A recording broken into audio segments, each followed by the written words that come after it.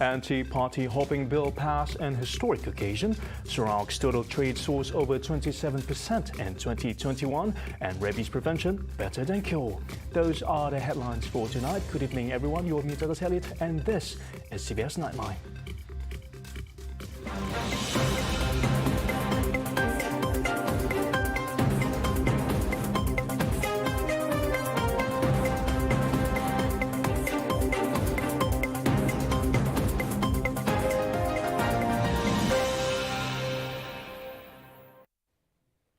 We begin with a top story. In a landmark ruling, the Dewan Rakyat today has unanimously passed the constitutional amendments to the anti-party hopping law. The law, which prohibits members of the Dewan Rakyat from changing parties, was passed after it secured two-thirds majority support from the Dewan Rakyat. A total of 209 members of parliament voted in favor of the bill through a block voting, while 11 members were absent. Dan pada hari ini, alhamdulillah, dengan sokongan yang begitu cemerlanglah daripada Dewan Rakyat. The amendment was debated by 54 members of parliament after it was tabled for a second reading by Prime Minister Dato Sri Ismail Sabri Yaakob on Wednesday. Earlier, the Constitutional Amendment Bill 2022 was tabled for the first reading on April 11th before being vetted by a special parliamentary select committee consisting of members of both houses.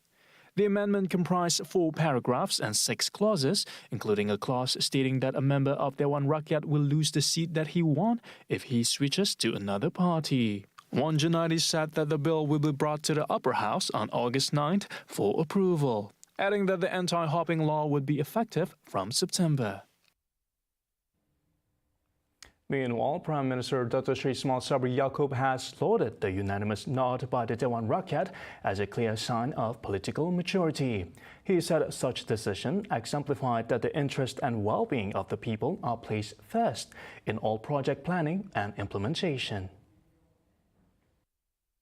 In a Facebook post, he thanked all members of parliament, either from the government bloc, the opposition, and the independents, who helped in creating history today and fulfilled their responsibility as entrusted by the people through the parliamentary democracy system. He said the amendment was also important to ensure continued political stability. Ismail Sabri said the Constitution Amendment Bill No. 3, 2022 was passed through a block voting, which saw 209 MPs voted in favor and none against. Sarawak's total trade for 2021 surged by 27.8%, reaching 150.9 billion ringgit as compared to 118.1 billion ringgit in the previous year. According to the Department of Statistics Malaysia, exports and imports also showed an increase by 31.8% and 20.1% respectively. Sarawak exports in 2021 totaled 101.8 billion ringgit, while imports amounted to 49.1 billion ringgit.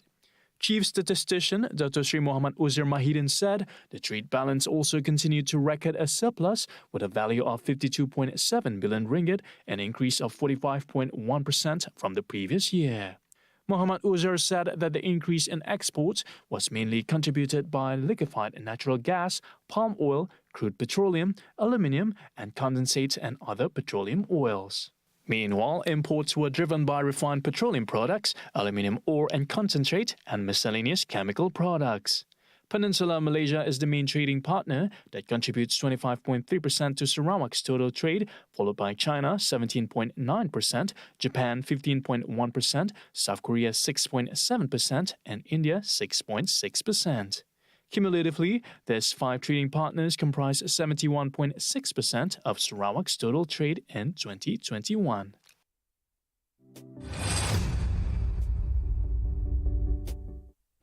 Accessibility to households located in the remote and interior areas are among the issues and challenges faced in implementing the additional Late Applicant Fund or ALAF. While another issue faced is izin lalu or seeking permission from lane owners to connect electricity. Despite all the hurdle, a total of 8,000 of the 40,000 applicants with electricity supply have been connected successfully. Julaihi explained that with the remaining 32,000 applications, there might be new applications coming in for those with newly built houses. Adding to that, he said that the connections are mainly in the rural areas to the new houses built by extended families and houses in the newly open areas. With that, he said the electricity coverage in Sarawak is now almost at 99%. Tetapi kita merasakan bahawa bilangan ini mungkin tidak mencukupi untuk mengendalikan permohonan daripada 40,000 isi rumah di seluruh Sarawak. Jadi kita berharap dapat meningkatkan bilangan competent person dengan bekerjasama dengan SCB. How should we increase the number of competent person so that kita dapat melaksanakan tugas dengan cepat, dengan mudah di masa yang akan datang.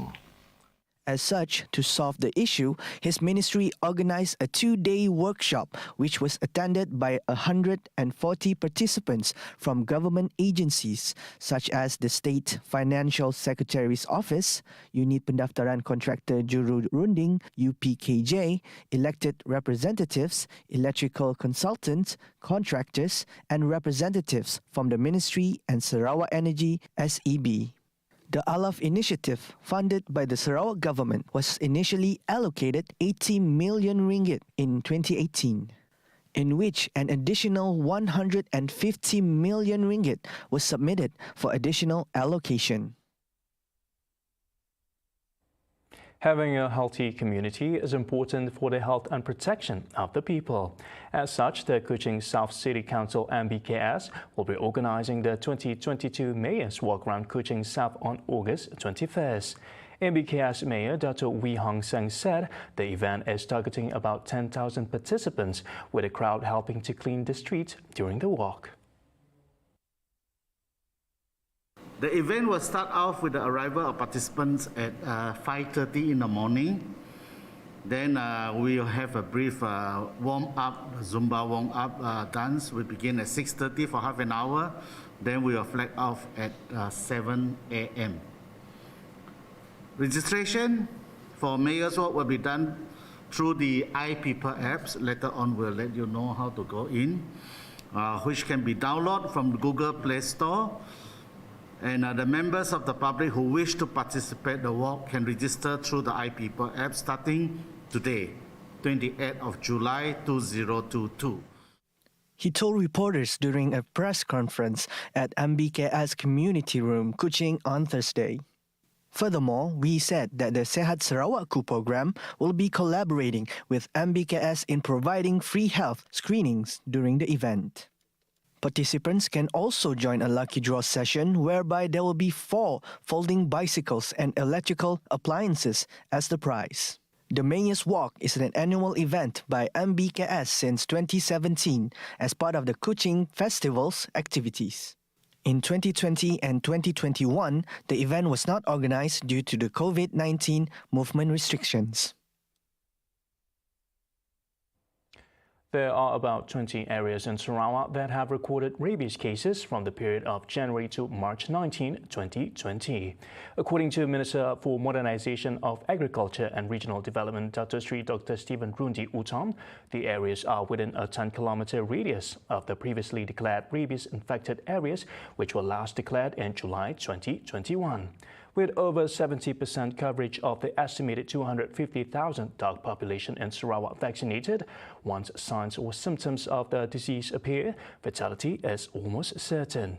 Earlier today, we had the opportunity to speak with the Director of the Department of Veterinary Services, TVS Sarawak, Dr. Adrian Susan Ambud, on the state government's initiatives in combating and preventing rabies. That is why we have yearly mass vaccination campaign, and public are advised to join this campaign. Or you can also go to any nearest veterinary office in Sarawak. We have all the veterinary office throughout the division, throughout Sarawak, and get your free anti-rabies vaccination for your dog. So we do during office hours, so you can get your dog vaccinated. For those who vaccinate your pet to the private veterinary clinic, you can do so also to private veterinary clinic to get your pet vaccinated. So that is the advice to dog owner or pet owner.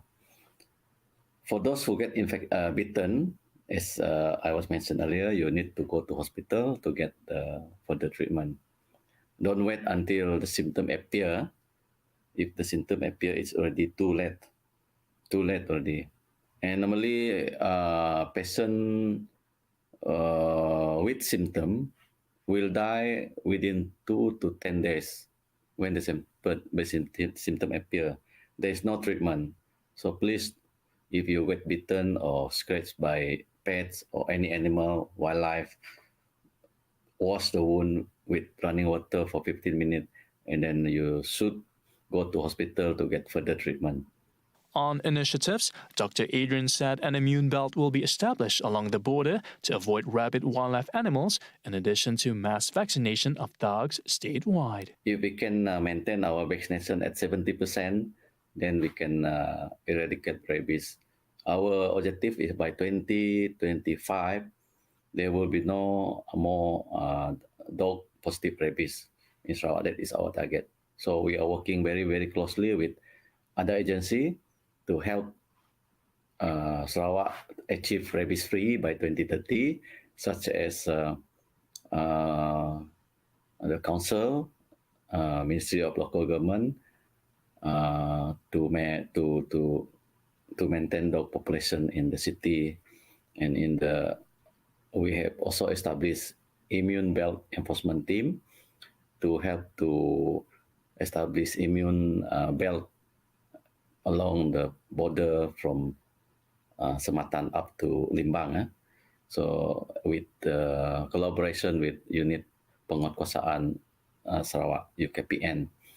And we also have our MOH, our medical team that also helping us to treat patients with dog bite. And there is an integrated bite management clinic available.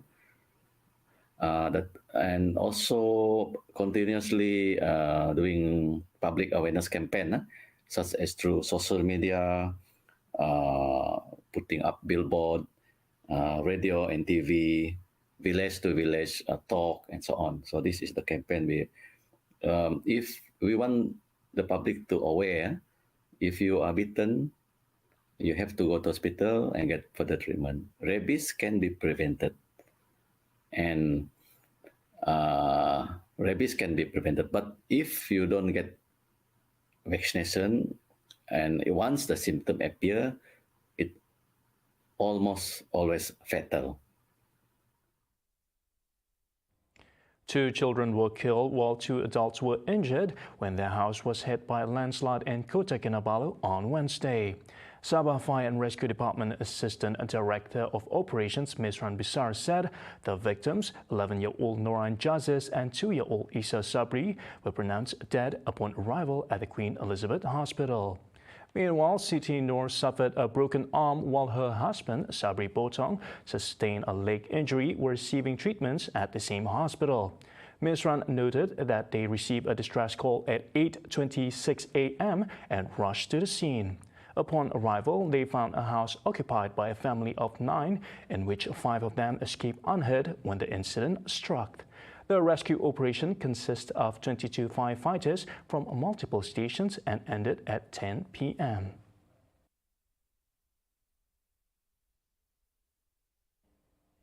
A food delivery rider pleaded not guilty to charges of raping a 16-year-old at Ipoh Sessions Court on Thursday. Afiq Yan Muhammad Farid Yan was alleged to have committed the offense at a hotel at around 12:30 a.m. on July 16. The case investigated under Section 376, subsection 1 of the Penal Code, which carries a maximum jail period of 20 years and whipping upon convicted guilty. The accused was represented by Mahajot Singh. Deputy Public Prosecutor Afika Liana Rosman prosecuted on behalf of the victim. The court has set September 9 for remention and allowed a bail of 5,000 ringgit with one surety. On July 20, 6 suspects aged between 16 and 21 years old were arrested for allegedly raping an underage victim. Coming up after the break, Indonesia lifts ban on workers to Malaysia and rare and lethal bacteria found in the United States. Right here on Tvs Nightline, stay tuned.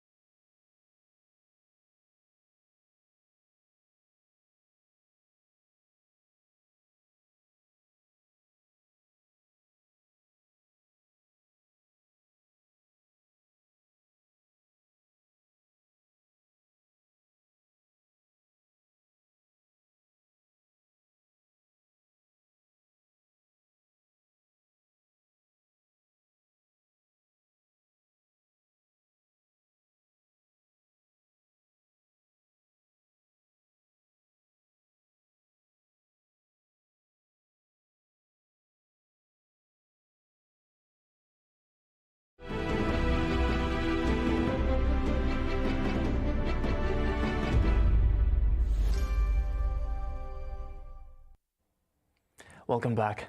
In a bid to restore the country's tourism sector, some constraints such as single entry visas need to be taken into account. Tourism, Arts and Culture Minister Dato Sri Nancy Shukri said the current policy should be reviewed and multiple entry visas for foreign travelers visiting Malaysia should be considered. She added that a review of the current policy should help see an increase in tourist arrivals in Malaysia.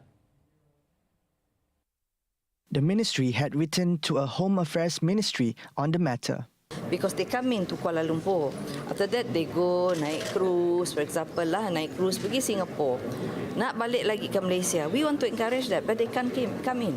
Because of the visa entry, itu cuma single. So, we depend so much on KDN now. We hope that they will pertimbangkan supaya dapat dipermudahkan visa itu. She told a press conference after officiating the 23rd Asian Subcommittee on Culture meeting and the 11th Asian Plus 3 Cultural Cooperation Network meeting, APTCCN, on Thursday, July 28. Actually, secara informal lah berbincang dengan menterinya. So in a way, it is already been discussed dan diharapkan akan dijadikan satu dasar sementara lah for Malaysia because we need more tourists to come in.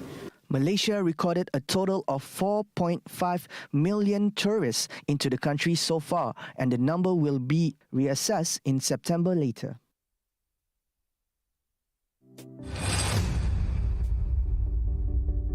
Meanwhile, 2 projects proposed by Malaysia comprising the Asian Workshop on Sustainable Heritage Food Packaging and Commercialization for the World Market and the Echoes of the Asian Bronze will be given an allocation of $100,000. The 2 events are set to take place next year. 100,000 minus 50,000 for each of the project. She said so when met by reporters at the 23rd Asian Subcommittee on Culture, SCC, and 11th Asian Plus 3 Cultural Cooperation meeting on Thursday. The proposals of the 2 projects were also confirmed in the meeting, officiated by the Minister of MOTEC, Dato Sri Nancy Shukri. Nancy stressed it is the ministry's responsibility to promote the uniqueness of Malaysian culture from all aspects in the eyes of the world. We will also fully support any future projects and programs that celebrate ASEAN's rich cultural diversity and heritage. I am confident that our discussions on cultural projects during the meetings will yield positive mutual outcomes for this region.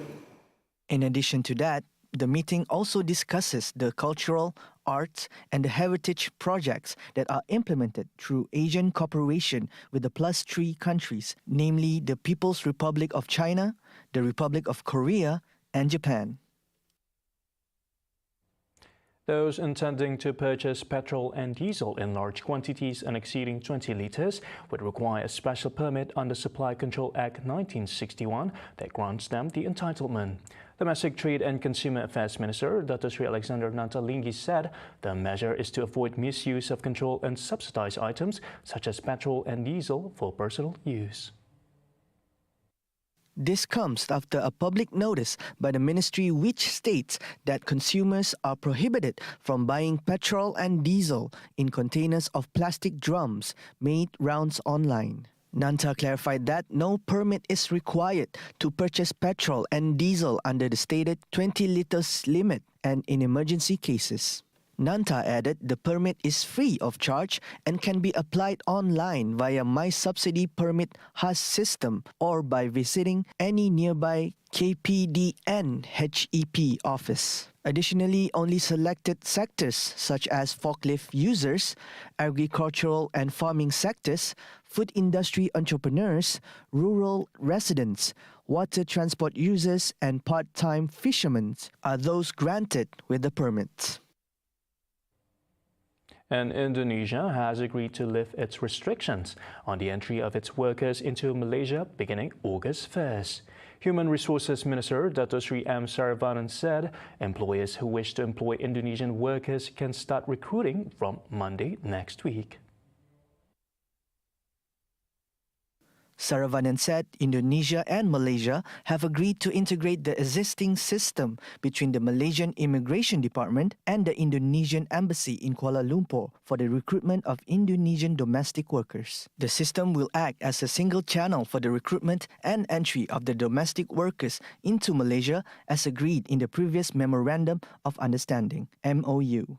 A pilot project will be implemented for a period of 3 months once the system's integration is completed to ensure the smooth execution of the single-channel system. On July 13th, Indonesia announced the decision to temporarily freeze the entry of all the country's workers into Malaysia for not using the single system as previously agreed. However, Saravanan believes that the resolution of the issue will lead to the smooth entry of Indonesian workers into Malaysia in the domestic service sector as well as the other sectors that are allowed to employ foreign workers. Therefore, he reminded employers whose foreign workers' quotas have been approved by the Ministry of Human Resources to immediately make levy payments with the Malaysian Immigration Department.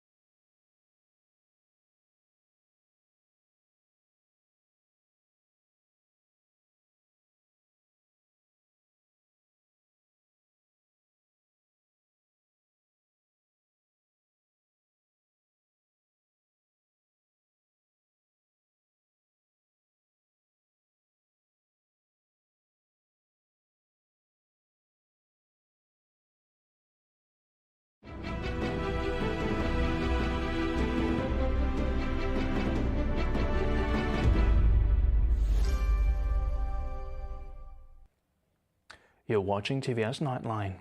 U.S. health officials on Wednesday said they have discovered a rare but potentially deadly bacteria in soil and water samples in the state of Mississippi. Called Burkholderia pseudomallei, the bacteria can cause a rare and serious disease referred to as melioidosis, which most commonly infects animal and humans through direct contact. However, the risk of transmission between people is extremely low. Worldwide, melioidosis is fatal in 10 to 50% of those infected. According to United States Center for Disease Control and Prevention, CDC, the bacteria was identified through sampling of soil and water in the Gulf Coast region of Mississippi, prompted by 2 cases of melioidosis in unrelated people living in the region in recent years. Typically, the bacteria is found in tropical regions, and it was unclear how long the bacteria has been in U.S. CDC said that the environmental conditions found in the Gulf Coast states are conducive for the bacteria to grow. The bacteria won't affect healthy individuals, but may pose risk to those with diabetes, chronic kidney or lung disease, and weakened immune systems. With symptoms include fever, localized pain and swelling, headaches, and seizures. The last case of the disease occurred in 2021 when a cluster of 4 cases in 4 states were linked to an imported contaminated aromatherapy spray. Buying a house can be a daunting process for first-time home buyers. From figuring out the location to securing a financing loan, there are several factors to consider when making the major purchase.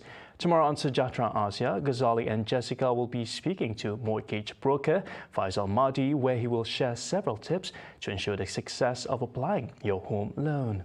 Plus, they'll be joined by the producers of TVS's new variety show, Pemerintang Borneo, 7:45 a.m. only on TVS Channel 122 and My Free View. See the world closer with TVS as we bring you the latest news updates, both locally and internationally. Just a click away by heading onto our website at TVSTVMY or follow us on our social media.